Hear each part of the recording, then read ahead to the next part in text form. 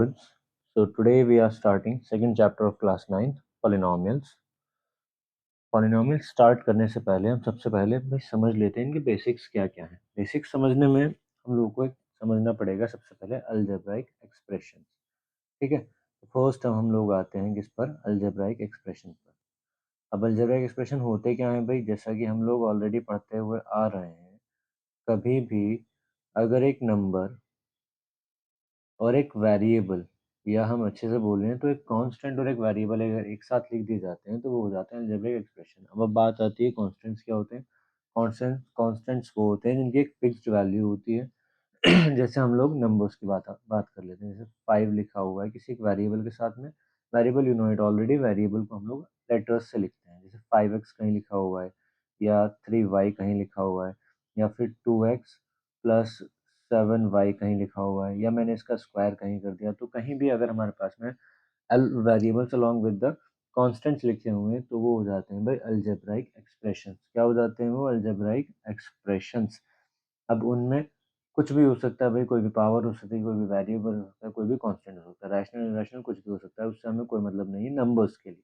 और इनके वेरिएबल्स के लिए हम लोग नहीं बोल रहे हैं, खाली नंबर्स के लिए। ठीक है, अब जो ये टर्म्स होती थी, टर्म्स सेपरेट हो जाती थी प्लस या माइनस से। जैसे अलजेब्रिक एक्सप्रेशन में बात करूँ मैं तो ये वाला एक्सप्रेशन जिसमें 5 और x मल्टीप्लिकेशन में है, ये सिंगल टर्म है।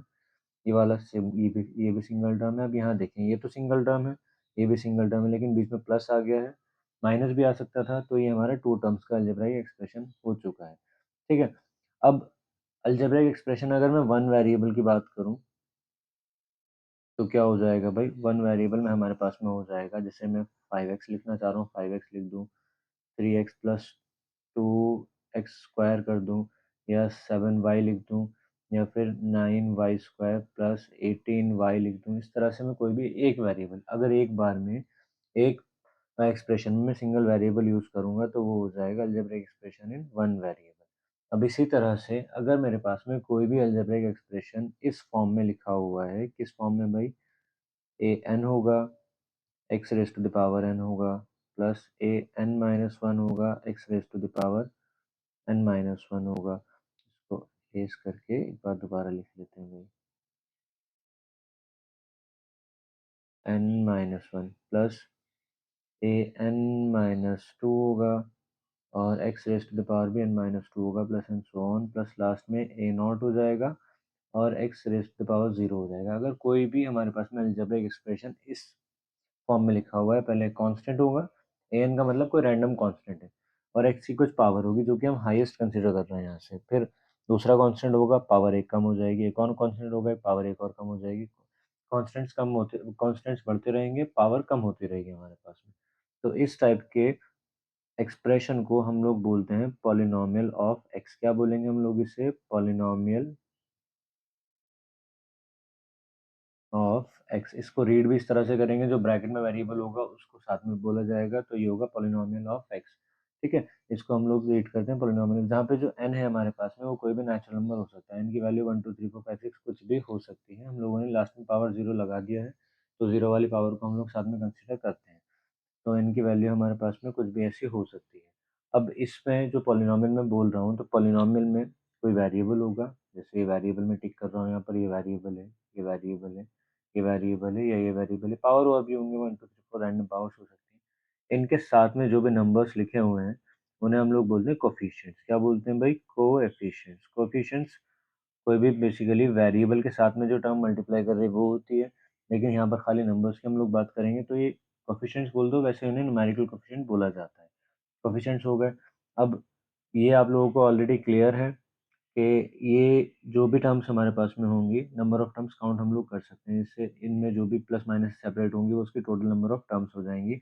अगर टर्म सिंगल वाली होगी तो मोनोमियल हो जाएगा, दो टर्म्स वाला होगा तो बाइनोमियल हो जाएगा, थ्री टर्म्स वाला होगा तो ट्राइनोमियल हो जाएगा। इसी तरह से हमारी टर्म्स बढ़ती रहेंगी, टेट्रानोमियल, पेंटानोमियल, ऐसे करते हुए।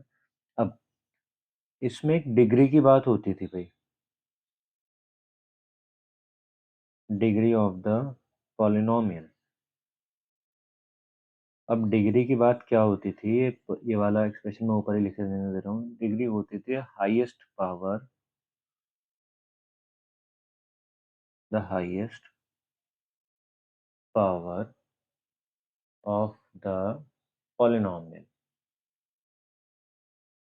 सिंपल सी बात, जो भी पॉलिनोमियल की सबसे बड़ी पावर हम लोगों को दिखाई देगी वो डिग्री ऑफ द पॉलिनोमियल हो जाएगी। जैसे इस पूरे पॉलिनोमियल में हाईएस्ट पावर मुझे n दिखाई दे रही है, तो इसकी जो डिग्री हुआ वो n हो गया। अब एग्जाम्पल अगर मैं इसकी बात करता हूँ यहाँ पर, तो एग्जाम्पल में हो जाएगा मेरे पास में, सपोज एक पॉलिनोमियल है मेरे पास p of x, I can write it as x raise to the power 5 plus 2x square plus 3। तो इसकी जो डिग्री होगी वो इसकी हाईएस्ट पावर होनी चाहिए 5।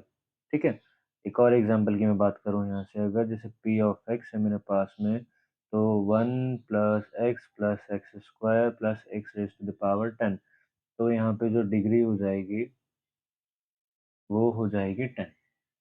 ठीक है, हमारे पास में डिग्री ऑफ द पॉलिनोमियल हो जाती है। अब एक क्वेश्चन रैंडम आ जाता है यहाँ से, एक पॉलिनोमियल जैसे होता है हमारे पास में, डिग्री के बेसिस पर कौन कौन से पॉलिनोमियल बोल दिए जाते हैं। जैसे अगर किसी भी पॉलिनोमियल की डिग्री हमारे पास में 1 होगी, डिग्री 1 होगी मीन्स हाईएस्ट पावर 1 होगी। अब इसको वापस यहाँ ले आते हैं भाई, हाईएस्ट पावर इन्होंने n बोली थी ना, तो हाईएस्ट पावर हमारे पास में 1 होनी चाहिए। जैसे ही मैंने n को 1 रखा होगा तो उस तरह से ये वाली जो टर्म है 1 यहाँ 1 हो गई होगी, और ये वाली टर्म 1 माइनस 1 हो गई होगी 0। तो 0 से आगे हम लोग नेगेटिव में हम लोगों को जाना नहीं है, यहीं तक रहेगा बस। ठीक है। तो जो डिग्री 1 वाला जो पॉलिनोमियल होगा वो होगा p of x, standard form में ax प्लस b। और डिग्री 2 वाला पॉलिनोमियल होगा मेरे पास में भाई A X square plus B X plus C. First वाले को हम लोग बोलते हैं लीनियर, सेकंड वाले को हम लोग बोलते हैं क्वाड्रेटिक। और अगर डिग्री हमारे पास में 3 हो जाएगी तो मैं उसको बोलूँगा भाई cubic, X power 3 plus B X square plus C X plus D. और इसको मैंने बोला है यहाँ से क्यूबिक पॉलिनोमियल। क्या बोला जा रहा है इससे भाई? Cubic polynomial. अब जैसे पार्ट 4 आ जाएगा हमारे पास में, तो उसे क्वाड्रेटिक बोलते हैं। इसी तरह से टर्म्स चलती चली जाती हैं। अब एक बात आती है, जैसे मैंने बोल तो दिया कि हाईएस्ट पावर जो होगी वो डिग्री हो जाएगी। तो अगर मैं आपको एग्जांपल दूं यहाँ से, जैसे मैंने एग्जांपल यहाँ पर देके भी पूछा था कि इसकी डिग्री कितनी होगी कितनी होगी। अगर मैं खाली एक पॉलिनोमियल लिख दे रहा हूँ पी ऑफ एक्स, पॉलिनोमियल मैंने लिखा है यहाँ से 5, तो यहाँ वेरिएबल तो कुछ है नहीं। जब वेरिएबल कुछ नहीं होता है हमारे पास में, तो उस टाइप के पॉलिनोमियल को हम लोग बोलते हैं कांस्टेंट पॉलिनोमियल। क्या बोला जाता है उसे? Constant polynomial. और कांस्टेंट पॉलिनोमियल की डिग्री जो होती है हमेशा, वो कांस्टेंट पॉलिनोमियल है, डिग्री हो जाएगी 0। क्यों 0 हो जाएगी भाई? सपोज यहाँ 5 लिखा हुआ था, तो अपने पास से p ऑफ x था ना, ये तो x वेरिएबल में मैं कंसिडर कर सकता हूँ पावर 0, जिसकी वैल्यू होती है हमेशा 1, तो फर्क पड़ेगा नहीं। ये हो जाएगा कांस्टेंट पॉलिनोमियल जिसकी डिग्री होती है 0। अब एक और आता है भाई पॉलिनोमियल, जिसे हम लोग बोलते हैं जीरो पॉलिनोमियल। क्या होगा ये? Zero polynomial. अब जीरो पॉलिनोमियल की अगर मैं डिग्री की बात करूं, तो इसकी डिग्री डिफाइन नहीं की जा सकती। भाई क्यों डिफाइन नहीं की जा सकती? सपोज मैंने जीरो को x raise to the power 1 लिखा तब भी ये जीरो हुआ, 10 लिखा तब भी ये जीरो हुआ, 100 लिखा तब भी ये जीरो हुआ, 400 लिखा तब भी ये जीरो हुआ। तो हमें पता ही नहीं है बेस मल्टीप्लिकेशन में क्या रहा होगा इसके, जो जीरो से खत्म हो गया है। तो इसकी डिग्री हम लोग क्या कर सकते हैं भाई? डिफाइन नहीं कर सकते। यहाँ तक क्लियर हुआ। अब इसके बाद में हम आते हैं, पॉलिनोमियल में हम लोगों ने देख लिया पावर क्या था, डिग्री क्या था। अब आता है जो इम्पोर्टेंट टॉपिक है 9th क्लास का बहुत ज़्यादा, वैल्यू ऑफ द पॉलिनोमियल। ठीक है। इस वैल्यू ऑफ द पॉलिनोमियल को हम लोग क्वेश्चन करके समझ लेते हैं भाई। जैसे एक मैं कोई भी क्वेश्चन ले ले रहा हूँ, मैंने एनसीईआरटी देख रखी है, तो एनसीईआरटी में हम लोग मैंने कोई रैंडम क्वेश्चन लिया है एक्सरसाइज 2.2 से।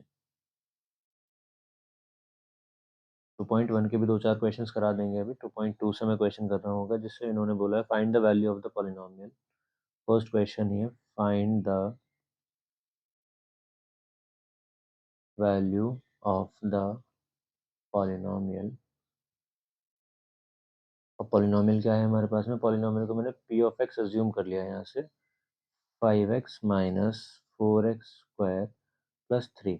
और इसकी वैल्यू फाइंड आउट करनी थी x इज इक्वल्स टू 0 पर। तो पहला क्या हो जाएगा भाई, जहाँ जहाँ x है वहाँ वहाँ मैं 0 रिप्लेस कर दूंगा। वैल्यू ऑफ द पॉलिनोमियल किस तरह से फाइंड होती है भाई, जो भी x होता है या जो भी वेरिएबल होता है उसकी जगह पर मैं नंबर रिप्लेस करता चला जाता हूँ। अब जैसे यहाँ x लिखा हुआ था तो मैंने यहाँ से 0 कर दिया है 5, x की जगह पर मैंने किया 0 -4, x की जगह पर मैंने किया 0 +3 रहा एज इट इज। सॉल्व किया 5 0 हुआ 0 -4 0 हुआ 0 स्क्वायर रहा 0 +3, सब कुछ खत्म हो गया, बचा मेरे पास में 3। मतलब इस पॉलिनोमियल की value x is equals to 0 पर 3 आ रही थी। ठीक है, अब सेकंड वाला पार्ट कर लेते हैं। इसके लिए सेकंड वाला पार्ट है x is equals to -1। Polynomial वापस लिख लूंगा भाई मैं, 5x -4x स्क्वायर +3, बोलेंगे रिप्लेसिंग x विद -1।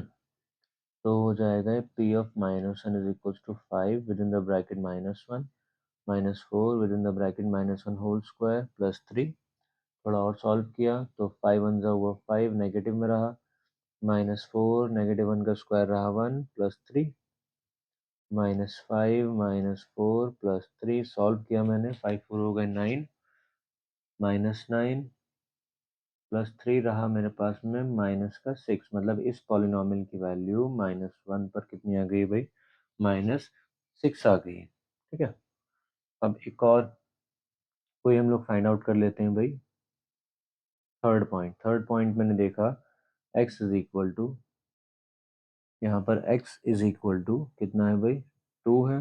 तो पॉलिनोमियल ऑफ x मैंने लिखा है वापस से 5x -4x स्क्वायर +3।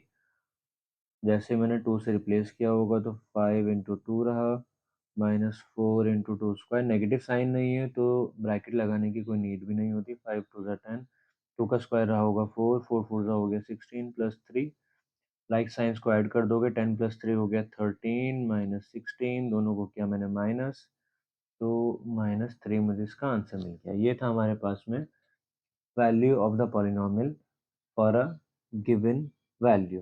ठीक है, ये हमारे पास में वैल्यू ऑफ द पॉलिनोमियल था। अब चलते हैं वापस से एक्सरसाइज 2.1 की तरफ। मैंने आप लोगों को थोड़ा थोड़ा तो बता दिया था कि किस तरह से हमको चीज़ें लेकर चलनी है, किस तरह से सॉल्व करना है, लेकिन साथ में थोड़े से क्वेश्चंस भी करा देंगे तो ज़्यादा अच्छा रहेगा। पहला क्वेश्चन तो वही होगा भाई कि कौन सा पॉलिनोमियल होगा, कौन सा पॉलिनोमियल नहीं होगा। Identify which one is not a polynomial. अब देखो भाई, नॉट अ पॉलिनोमियल, इन्होंने वन वेरिएबल की बात कर दी है यहाँ पर, वन वेरिएबल। आपको क्या क्या चीज़ें नहीं देखनी है मैं बता दूँ, होंगी तो बहुत सारी चीज़ें, लेकिन आपको क्या क्या चीज़ें नहीं देखनी है। सबसे पहली बात, हमारी जो x या y या z की पावर है वो इर्रेशनल, वो हमारे पास में जो x या y या z है वो इर्रेशनल नहीं होना चाहिए अपने आप में। मतलब उसकी पावर कुछ इस तरह से ना हो जाए जो उसे इर्रेशनल बना दे। ठीक है, जैसे यहाँ पर स्क्वायर रूट ऑफ x लिखा है या स्क्वायर रूट ऑफ t लिखा है या फिर t raise to the power 3/5 लिखा है। पावर हमेशा हमारी नेचुरल नंबर्स में होनी चाहिए, ऐसे भी नहीं चलेगी, फ्रैक्शनल पावर बिल्कुल भी काम नहीं करेगी। दूसरी चीज़, पावर्स नेगेटिव नहीं होनी चाहिए। पावर्स हमारी कोई भी नेगेटिव में नहीं होनी चाहिए। पावर नेगेटिव में मीन्स जैसे इन्होंने फोर्थ एग्जाम्पल दे रखा है, फोर्थ दे रखा है पार्ट इसका। फोर्थ है हमारे पास में y प्लस 2/y। थोड़ा सा मैं इसे सॉल्व करूंगा, y एज इट इज रहेगा 2, y डिनोमिनेटर में था, न्यूमिनेटर में ले गया माइनस हो गया। हालांकि ये पॉजिटिव है लेकिन दूसरी तो नेगेटिव आ गई ना, तो ये भी हमारा पॉलिनोमियल नहीं होगा। ठीक है, तो ये तो रही भाई पॉलिनोमियल की बात। क्या क्या चीज़ हम लोगों को नहीं देखनी है, पावर हमारी फ्रैक्शनल फॉर्म में नहीं होनी चाहिए। दूसरी चीज़, पावर हमारी नेगेटिव नहीं होनी चाहिए। सॉल्यूशन के बाद में कट राय कट जाए, और क्योंकि हम लोग बस वन वेरिएबल को फाइंड आउट कर रहे हैं तो एक से ज़्यादा वेरिएबल में नहीं होनी चाहिए। मतलब एक क्वेश्चन में एक ही लेटर हो, एक ही अल्फ़ाबेट हो, ABCD 3 4 5 बार नहीं होने चाहिए। अब इसका क्वेश्चन नंबर 2 देखते हैं भाई। क्वेश्चन नंबर 2 में इन्होंने पूछा है कोफिशिएंट बताओ एक्स स्क्वायर के। कोफिशिएंट ऑफ एक्स स्क्वायर मतलब एक्स स्क्वायर के साथ में क्या मल्टीप्लिकेशन में। इस क्वेश्चन को मैं इस तरह से कराना ज़्यादा पसंद करता हूँ। सीरियल नंबर हम लोगों ने लिखा, बाद में एक्सप्रेशन लिखा, और बाद में लिख दिया coefficient of x square. Table बना लेते हैं। तो टेबल में ज़्यादा अच्छा रहता है, coefficient of x square easy हो जाता है, ज़्यादा कोई डिफिकल्टी आती नहीं। फर्स्ट वाला है, फर्स्ट पार्ट में क्या है भाई, 2 plus x square plus x.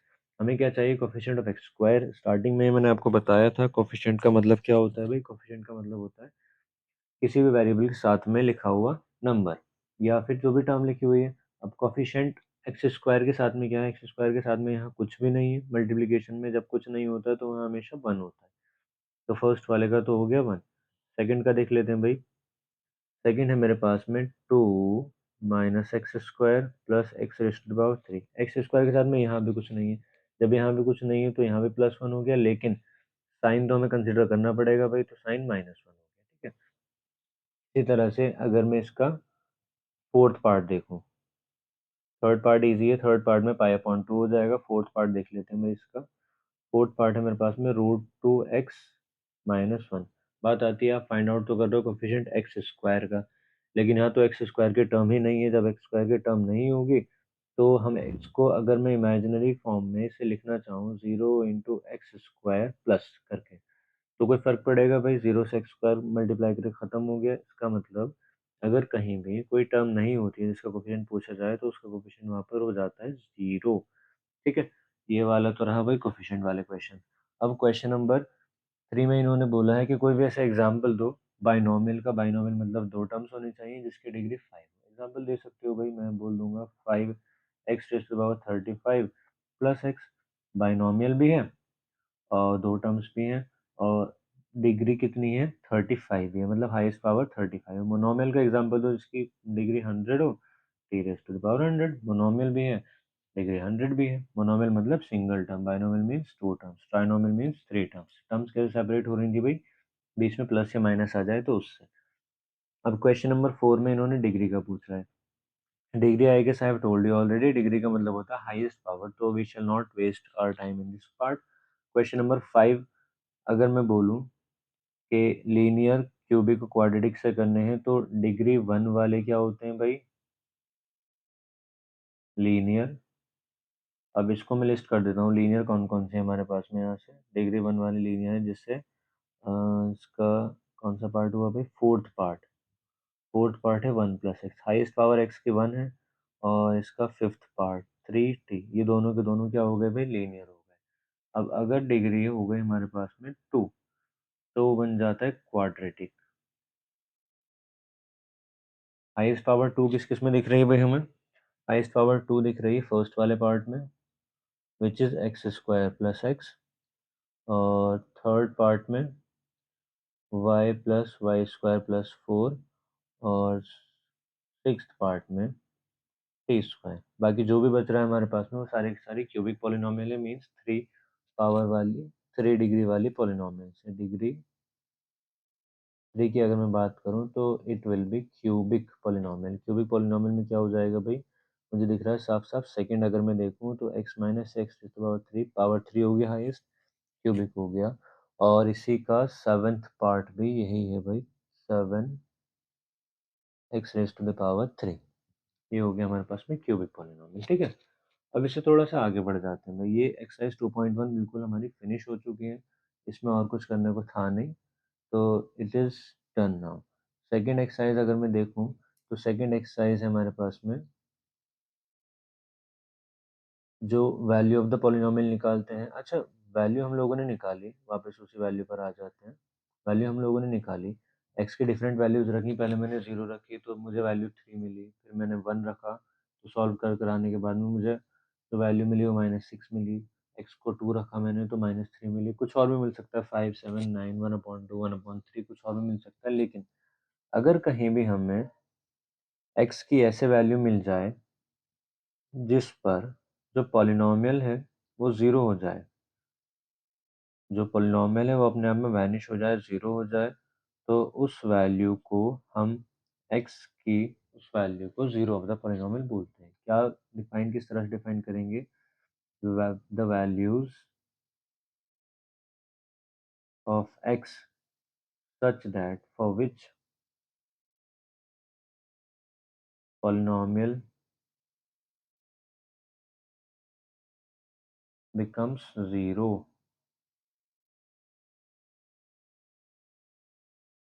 are called zeros of the polynomial of the polynomial। अब इसका एक सिंपल सा एग्जांपल लेके चल लेता हूँ भाई मैं।